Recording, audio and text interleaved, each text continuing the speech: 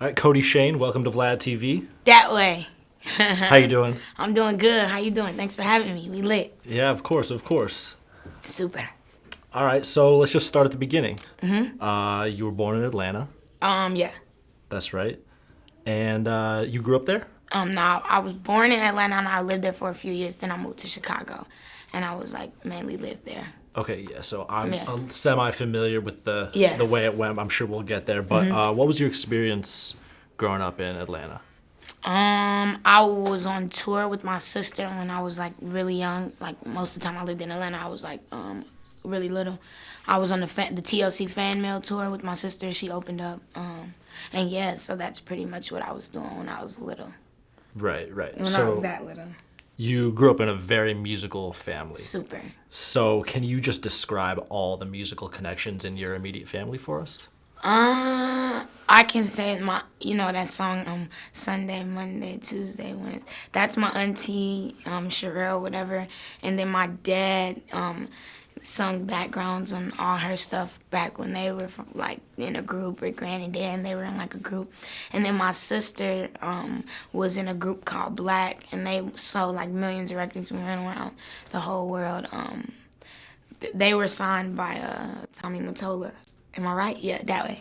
And yeah, it was like Left Eye's group and super. So yeah. So music was just kind of second nature in your Yeah, family. super, definitely. All right, and what were the types of music you were exposed to from a young age? I just like 90s R&B, that's my thing, like that whole wave. Like all the music that was coming out then, that's what I was liking. I think cuz yeah. That's what I was liking. That's what I kind of was listening to. And I mean, like, growing up in a musical family, were you playing any instruments? Was there any kind of... Well, when I was, I started playing guitar at one point, but I had just gave up because I didn't like the teacher that much. So I was just like, I'm done with this. Right. Yeah. So I guess what I'm asking is kind of how much did you find it yourself versus how much was it just like, oh, this is what my family does, so I'm going to do it too? I mean, well, at first I wanted to play basketball, so Right. It wasn't like I just wanted to do something big, not just, have a regular job. So at first I was going to play basketball, so it was never like everybody else sings, I'm going to sing. It was just like, I knew I was going to entertain in some type of way, whether it was movies or whatever. So I kind of found it myself, I would say. I definitely found it for myself before. More so than, just doing it because everybody else does it. So you knew you wanted to be an entertainer. Did I read that you acted a little too? You had characters. That's my light skin face when Nah, yeah, I definitely did act. Yeah, I used to act a little bit, but I was like, I'm not into that no more. No, you grabbed I'll do a movie now though. Okay. Put me on the set.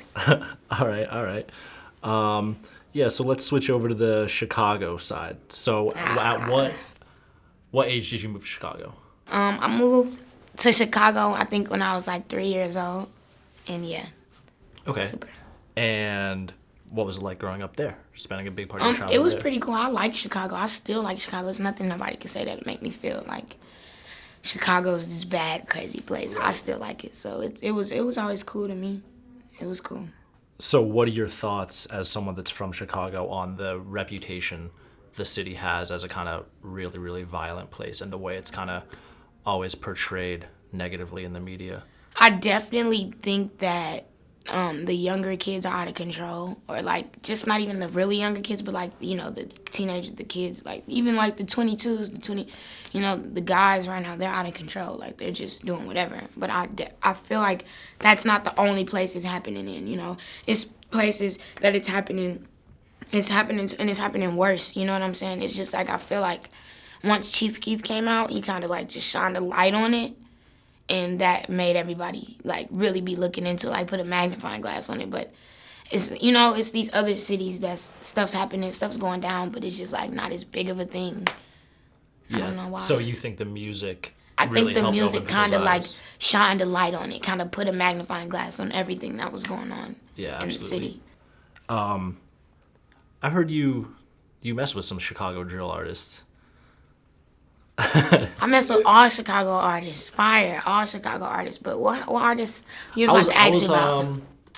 I was watching an interview you did maybe with Say Cheese. Okay.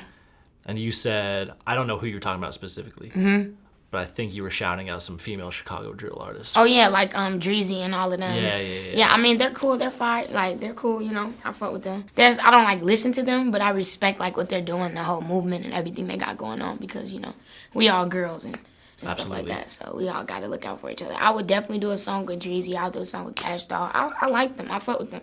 They're cool. Yeah. They're fire. You know, from the city. So. I like anybody from Chicago. Just point blank, period. I fuck with it. Word. Yeah, I mean, so you're still like relatively young, but I figure as someone from Chicago, you must have an opinion about like this recent Donald Trump controversy saying he's going to send in the feds. Like, wait, what'd he say? Okay, so I mean, if you want to turn this into a form of like bashing Donald Trump, we can go right ahead and do that. Let's go. But yeah, so he tweeted that if Chicago doesn't like clean up its act, he's gonna send in the feds, and it was like send in the feds. What? Yo, Trump like is next level. That's some next level fuckery right there. Bro said send in the feds. That just sounds crazy. Send in the feds to like just take everybody into jail. That just sounds crazy. Right. I don't like Donald Trump. That's all I can say. Yeah, fuck that guy. I mean, because you're 19, 18? Yeah. So, like, for almost half of your life, Barack Obama was your president. And now you have someone that's almost in every way the opposite of what President still black, Lambo still blue, you feel me? That way. No, but seriously, he's not my president. That's not me. Respect. For real. Respect. So that's the extent of your, like, I ain't fucking with it. I'm not fucking with it. That's my... When we, like, put all my thoughts on politics, we put it all in, like, one bubble, and we be like, here, this is our conclusion. Fuck that guy. That's my conclusion. That's perfect. That's Super. Perfect. So how would you compare, like, Chicago and Atlanta, like, culturally? Culturally? I don't know. Like, people always say, like, Chicago's a little late on stuff. Like, they get clothes and stuff late, but I don't agree with that. Like, I would say that Atlanta might be a little, well, I don't know.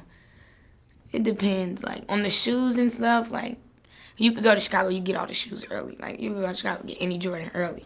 But in Atlanta, it's not like that. So I don't know, like, some people say, like, the style in Chicago is, like, a little slow. Would you say that? It's a little slower than Atlanta? Like, but I don't know if I agree with that. I feel like Chicago people dress better than Atlanta people.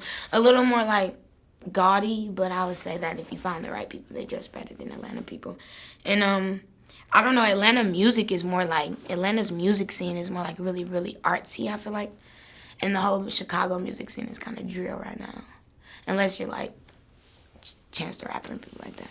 Right, yeah, I feel like in Chicago you have the elite dudes that are totally established. Then you have some cats that are kind of bubbling. But in Atlanta, it's like kind of like everyone's popping. Yeah, something like that. Yeah. Everyone thinks they're popping. You know what I'm saying? Everybody thinks they're popping. And you got to put all of those people in a strainer, and then it's only a select few that actually stays at the top, that's actually popping. You know what I'm saying? Like, but in Atlanta, like, it's a big illusion. That's what it is. In Chicago, you can see, like, you know what I'm saying? You know? But in Atlanta, it's one big illusion. Like, everybody got on Margielas. Everybody got on Giuseppe's. You ain't gonna know who's scamming and who really, you know? It's all one big illusion. Everybody thinks they're a rapper. Everybody thinks they're popping. It's crazy. So in Atlanta, did you kind of have to, like, separate yourself from that whole illusion, as you said? I would say, yeah, like, kind of, but I didn't, like, have to focus on separating myself. I just feel like I was already separated. Like, you know what I'm saying? I don't feel like I had to, like, make a plan to make myself different from everybody else. I just feel like that's just how you were. Yeah, super.